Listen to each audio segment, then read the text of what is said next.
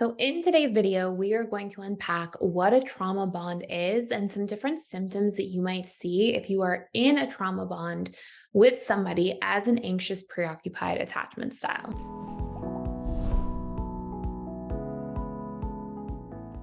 So, first and foremost, the definition of a trauma bond, according to the American Psychological Association, is that it is a trauma bond, aka a traumatic bond, or emotional bond in the context of trauma. Often a complex and unhealthy emotional connection that can develop between a person and potentially another abusive person who has caused that individual significant harm.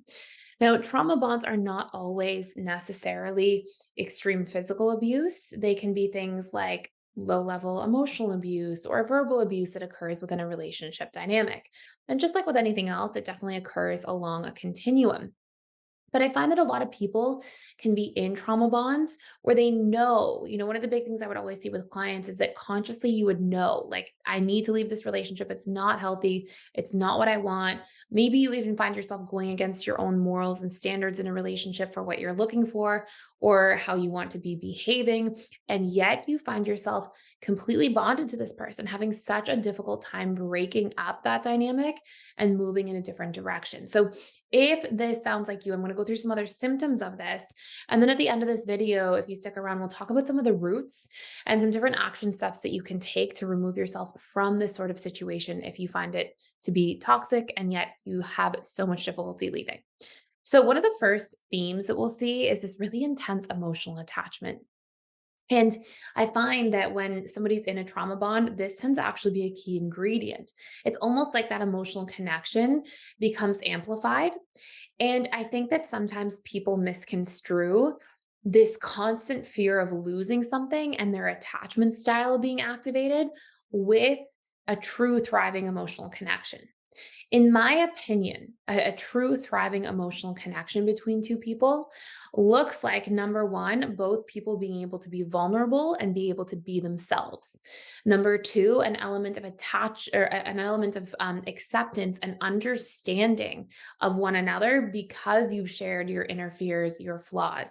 The ability to talk through anything when there's an emotional connection, right? This ability to like hash things out, work through things, understand each other, accept each other, support each other.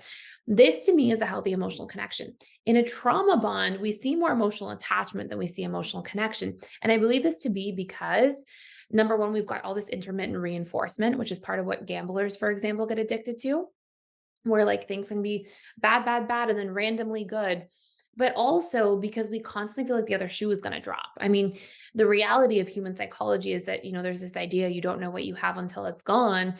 And when something feels like it's constantly going to be taken away from us, yes, we do tend to lean into it more or fear losing that thing more, especially if there's a lot of threats or ups and downs around it. And if we've already formed this deep bond. So I just want to first say, like, although this is a big symptom, like this intense emotional connection, it's more attachment than connection that tends to be in there. Another big symptom we'll see is unhealthy patterns or toxic dynamics in a relationship. So this can be these extreme highs and lows. This can be one or both partners constantly kind of like pushing the other person away.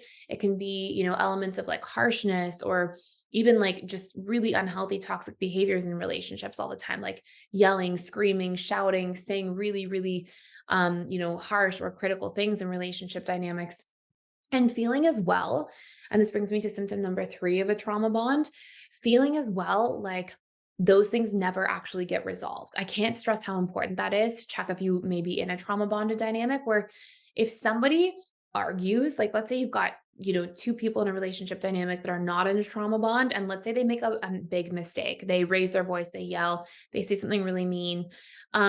You'll see that in a healthy relationship dynamic, number one, that's not the norm. It's like the big exception to the rule. And number two, you'll see that that gets resolved, right? So you'll see that there's a dynamic where when this happens, the person who does that will apologize, acknowledge it, acknowledge the emotional impact of doing that, take accountability, work to change the behaviors, like disrupt the pattern. Like, well, usually there is no pattern, But you'll see that there's like a lot of effort put into the acknowledgement, to the healing, to the talking things through, hashing them out. Whereas in a trauma bonding relationship, this is just like par for the course. It's the norm, and it tends to essentially keep repeating over and over again. And so this is where we can see like a really painful dynamic that can start to take shape if we're not paying close attention. And then also, you'll see that somebody in a trauma bond tends to also experience a lot of self blame, and really taking too much accountability, particularly anxious attachment individuals who tend to, in the first place, take way more fault for things than is sometimes necessary. You'll also see that they have a hard time feeling like they maintain their other relationships outside of this dynamic. So they may feel more isolated. They may have a harder time keeping up with their friendships. And part of it is particularly for anxious preoccupieds because you may struggle with separation anxiety, where you're afraid to like not totally be invested in this person and this relationship all the time because of the fear of something going wrong or the person leaving or things falling apart. And this brings me to the last major symptom of a trauma bond, which is a lot of difficulty leaving, even though you know better at a conscious level. And so if you see yourself, like if you're kind of scoring yourself, like, okay, trauma bond, you shouldn't see a number of these different qualities. If you're seeing a lot of these different symptoms of a trauma bond and they line up with you, chances are you may be really struggling with something like this. So, what do you do? Well, number one, if you're actually in a trauma bond or abusive relationship, I would always advise like go seek somebody one to one that you can actually have this discussion with and work through these things with, where you can get that in-person support, because this is kind of one of those emergency type situations. But number two, if you need to help reprogram the things that are keeping you attached to this person, we have a course about healing from narcissistic abuse, which tends to be one of the most common threads, and trauma bonded relationships. So it goes really deeply into how to reprogram this fear of leaving. And what I'll do for this video is give you an exercise from that, because there's kind of a few different things, and I don't want to make it this like super long video. But one of the first things is that you have to recognize that if you are staying in something when you know better, it's because you essentially are picking your poison, right? You're like the pain of leaving this relationship, you are seeing as more painful than the pain of staying. But that's, your pain of leaving being so painful is usually because you first have abandonment wounds, a fear of being alone, a fear of being abandoned, a fear of not knowing who you are without this person, other limiting beliefs like nobody will love me like this again. I won't find somebody like this again. I won't feel as emotionally connected to somebody like this again. And again, I want to stress the point of like emotional connection versus emotional attachment. And really, you being able to differentiate these things. And so what we have to first do is we have to question those ideas, right? We have to like really hold them to the light and be like, is that actually true? Or is it something I'm just assuming because I'm afraid? And so you'll never find somebody to love you again. Is that actually true? You're going to be alone forever. Is that actually true? Like we have to question some of these concepts that are probably there at a subconscious level because of past pain points and trauma that are keeping you stuck. And then the second thing is we have to rebalance the sort of cost benefit of staying versus leaving. I would often work with clients who are in trauma bonded relationships. And one of the exercises we would do is be like, okay, you kind of have to armor up. And what I mean by this is when you have this like, fear of abandonment and all this connection to somebody in the emotional attachment, more so than emotional connection space, you may fear losing that. But what you're not seeing, because you're so fixated on like not losing the person, and because your attachment cells, activated quite frequently, you often see like more benefits to being in the relationship. We actually have to take a look and be like, what are all the costs of staying? So not just questioning my stories about leaving, but actually looking at the cost of staying. How am I actually feeling dating this person? How am I actually feeling in this relationship dynamic? And the more we can actually take a look there and be like, wow, I'm always walking on eggshells. I'm exhausted. I'm frustrated. I'm going against myself and my truth. I'm going against my morals and values. These are not my standards for what I would look for in a relationship.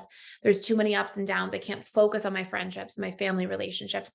The more you can find all of those things, and the more you can see the benefits to the different areas of your life of actually leaving, when you write all those different things out, you're leveraging repetition and emotion, which are two really important principles for reprogramming the subconscious mind. And if you can reread about them and keep feeling about them across multiple days, you're getting that programming in there more deeply, and you're actually reconditioning some of those unjustly weighed positive versus negative associations, thinking that this relationship is way more good than bad. You're actually allowing yourself to see the truth.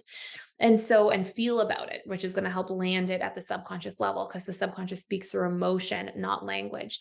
So the more we can do these things, the more we can actually get out of this dynamic, but also questioning those really painful limiting beliefs is also very valuable and important. So I just wanted to stop by here and let you know a really exciting announcement, and is that we are doing $1,000 off of our lifetime memberships to the Personal Development School for Life.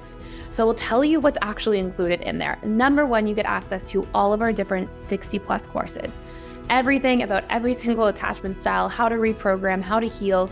We have courses in there about the 6 stages of relationships and how to navigate each stage. We have courses in there about how to get back together or heal relationships between different attachment styles and all of the steps for reconnecting. And we have all sorts of other courses on boundaries, conflict communication, setting and achieving goals at the subconscious level, seeing how attachment styles even show up in your workplace and how to navigate some of those different dynamics and heal those aspects of your attachment style. There's so many courses in there. But number 2 feature that we have, daily social support groups. So these are small groups that are all included in the lifetime membership. And we do daily events, sometimes even twice a day, where there will be, 10 people or so, led by a trained counselor, coach, or facilitator. And you can actually join in there and practice some of the different tools with other members. It's a great place to build relationships, connect with like-minded people, and to really fast track your learning and have that extra support all the time. And number 3, we have daily webinars Monday through Saturday.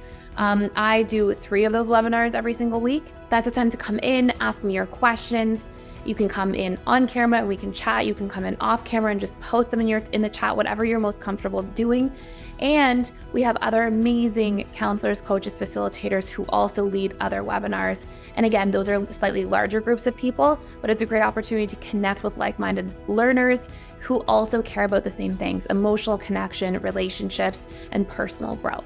So I hope you check it out. We also have all these different discussion forums in there. We have a Facebook group, so you can connect with each other there as well. And there's a tremendous amount of community support in an ongoing way at PDS. So I would love to see you on the other side. I hope you join me. And now we'll go back to the video. So I hope first and foremost this shed some light for you on this topic. If you have more questions about trauma bond relationships, you want to see more content around this, please hit the thumbs up. Let me know what content you want to see down below. I would love to hear from you.